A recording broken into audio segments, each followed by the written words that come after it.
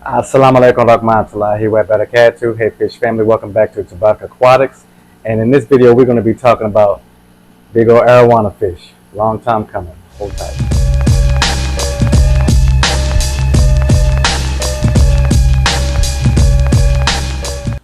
All right, so some people some people keep large tanks, and some people keep small tanks. Some people keep both, and those of us who keep large tanks, um, most of us want an arowana in our tank, and there's a lot of information out there. There are a lot of opinions that, well, I will be honest, most opinions are just to what degree of wrong or right. Nothing is exact. All fish, especially these larger fish who are very intelligent, um, are different. They have the different personalities. You have what you call anomalies. You have a certain type of personality or reputation that goes with each fish, but some fish are more of that or manifest more of that stigma, and some fish manifest less.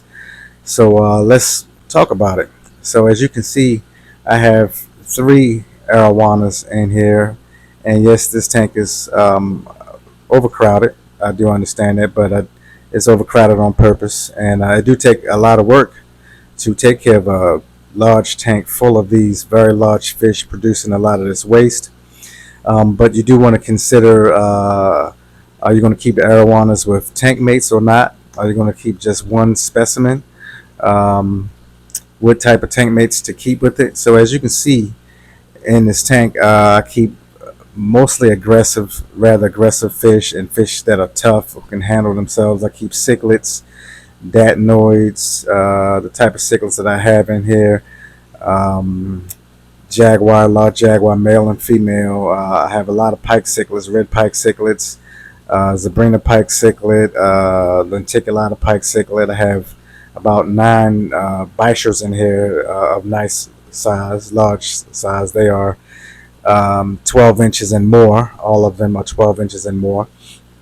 I have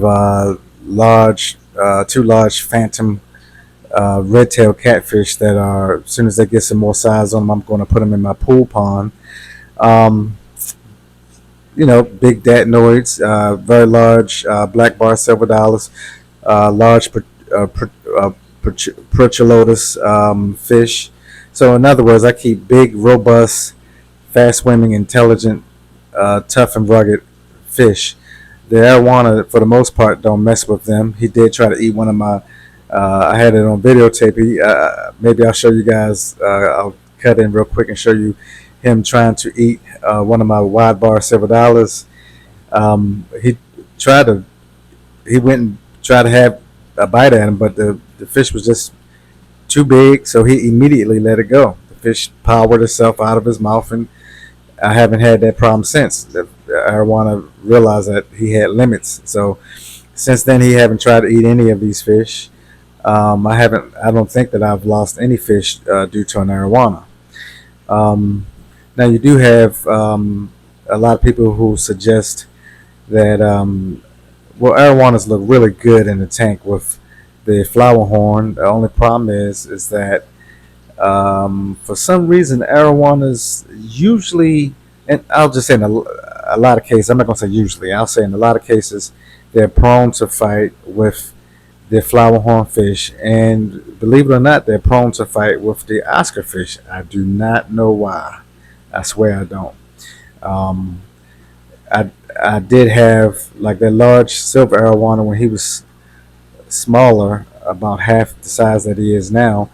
I had two long fin Oscar fish, and I believe the problem was that he was half the size that he is now, and I had two Oscar long fin Oscar fish that were medium sized, not really large, but the larger one kept going after the arowana and causing him to jump and hit the lid. But I had him in a 125, 6 foot 125, and that was part of the problem. Uh, Space, having enough space for them to claim or get away or coexist. That was one of the issues, and the arowana kept jumping and hitting the top, and I didn't want to lose the arowana due to an Oscar. So that one Oscar, I took him to the pet store and gave him to the pet store and got a little store credit. Was it worth it? Not really, but was it worth it? Yes, because I had to make a choice. Which fish did I want to save? I didn't have as many tanks as I have now, so I didn't have anywhere to put that Oscar fish. So he was rather beautiful, but he had to go. So he went. And so you will have some of those issues and you just got to make a decision. Now the other thing is, as you can see, I have three arowanas in here. I have that large silver arowana. Then I have two albino silver arowanas that are both of them are about 2 feet, and that silver one is 3 feet. And people say put three or five or seven, like odd number arowanas in the tank if you want to keep multiple arowanas. That way you hold you keep down the aggression and their tendency to want to fight. It worked out just fine. Like before I had those two albino silver arowanas. Before I had just one albino silver arowana in there with that silver arowana that was almost as large as he. And well, I should say she, because I believe that large silver arowana is a she. We'll talk about that later. But this the anyway, the albino, he ended up jumping out. He hit the lid really hard and made a space and jumped out, and I found him the next morning dead. But in any case, they coexisted, and there was some chasing going on, but it wasn't any overwhelming violence or overwhelming aggression that I feared for either fish. It made me uncomfortable, but I didn't really fear for either fish.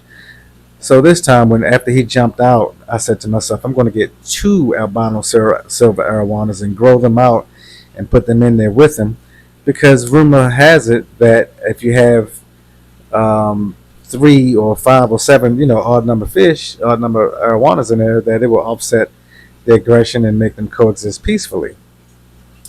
So that's what I did. I grew out these two albino silver arowanas and put them in there with him. And recently, I noticed that the large silver arowana is constantly harassing the two albino silver arowanas. He's constantly harassing them, and one of them, the smaller one, last week I noticed that he was almost swimming nose down, like he was in an angle where his top, as if you can see, he's up at the top, but that top was like totally.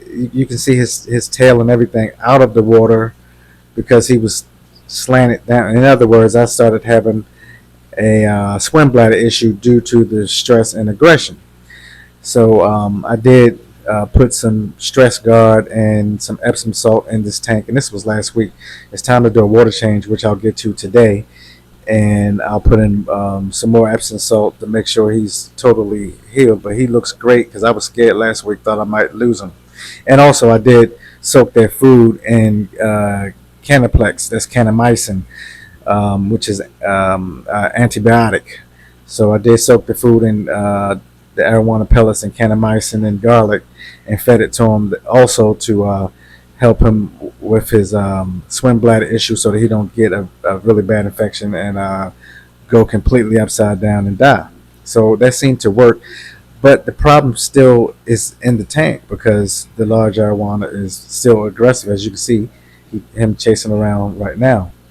So today what I plan to do is net him out of there. I'm scared to do it because he's a very large fish, very powerful, and even though I have a very large net, it's still possible for him to jump out of the net. But I want to put him into the pool pond with Dahmer and my peacock bass and my pacu and those guys. Okay. Now I did put one of my flower horns in there, but I plan on netting him out and putting him inside this big tank.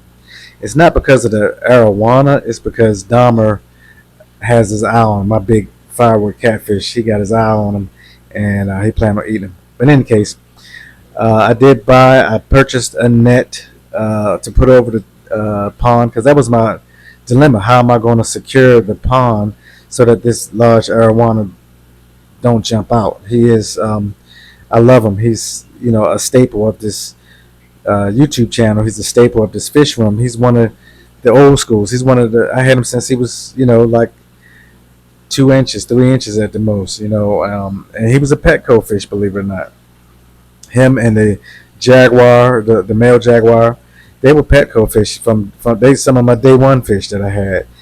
Um, and so I care about him, or her, care about her. The extended underbite gives her character.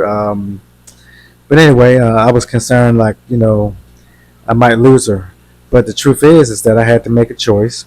I definitely don't want to lose those two albino silver arowanas because each of them cost about 3 to 4 to 5 times as much as that silver arowana. If you buy them both small at the same size or whatever, they're much more expensive. And especially, I got those those albino silvers when before the prices started going down. This is when you couldn't get one for less than $200 each.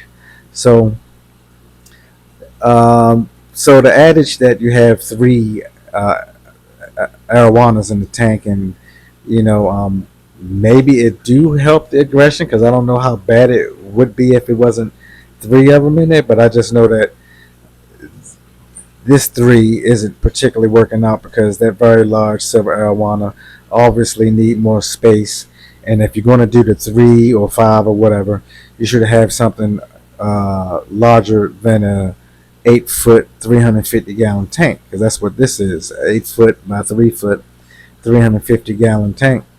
And you would think that it would be large enough for them to swim around and coexist, but apparently not. So I have to make some changes.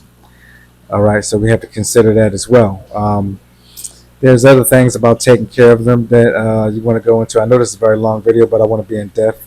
You have to understand that they like to eat at the top, so feed them pellets. If the floating pellets, the arowana sticks and stuff like that, and they will go down and snatch food. They'll go down in a heartbeat, but they prefer to feed up at the top. Also, don't have lights on them constantly. If you're not viewing the tank or doing anything particular where you need to see, remember the light in the tank is for you. If you don't have plants inside the tank, then the fish don't particularly need the lights. The lights are for you, for your viewing pleasure. Try to dim the lights down. That's where most of the drop eye situation come from. Where everyone is having drop eye, you got to realize that if they like to swim up at the top, and you got a bright light hanging over top of them, they're gonna swim up at the top, and then they're gonna look downwards, and they're gonna get that drop eye. Also, not having substrate at the bottom of your tank. They see all that reflection and stuff like that off the bottom of the tank, and they're gonna look down. They're gonna have drop eye. Most arowanas you can't avoid them from getting drop eye, but if you really want to make an effort at them not having drop eye, don't have bright lights on them constantly over top of their dwellings close to where they're going to swim at. That's something. That's a tip for you. They are very greedy fish. They will readily feed. They love floating pellets, freeze dried krill, and stuff like that. They do like raw fish, and I noticed that they prefer raw fish over the market prawns. Go figure, Seem like we love shrimp and prawn, but they like, yeah, I like it, but they rather have the thawed out like tilapia and cod and stuff like that.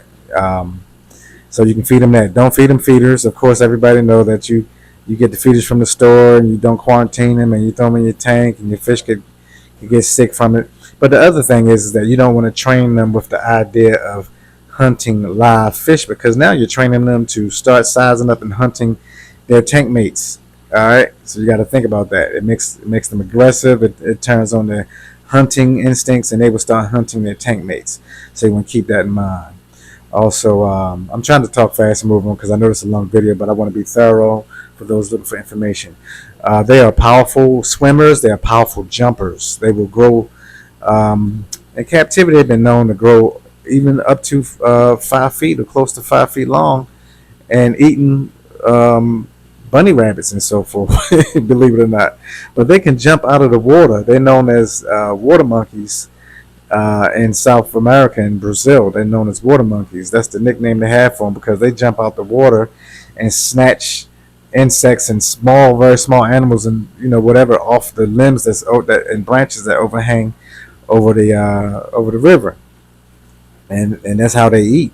And they can jump, and they're very powerful, and they can knock your lid off. They will jump out. They will jump. So if you want to get an arowana, think about do you have glass or acrylic, because they have been known to bust the glass tanks. Acrylic is best, honestly, unless you got very, very, very thick glass. You have to have not only have a heavy lid, but a lid that is just not going to give. So my success is that I have Velcro on top of those lids, and I have it Velcro down really, really, really tight.